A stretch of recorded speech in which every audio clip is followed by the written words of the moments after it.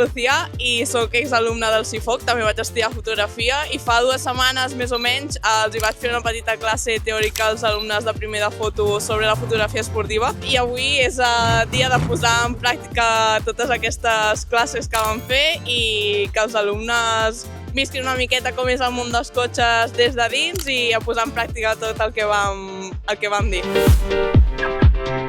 Molt contents, un any més Rally Costa Brava, un rally molt especial per nosaltres perquè és com el rally de casa i amb moltes ganes, molta ambició i molt de seny. Estem fent fotos a tots els cotxes que hi ha per aquí que estan molt bé.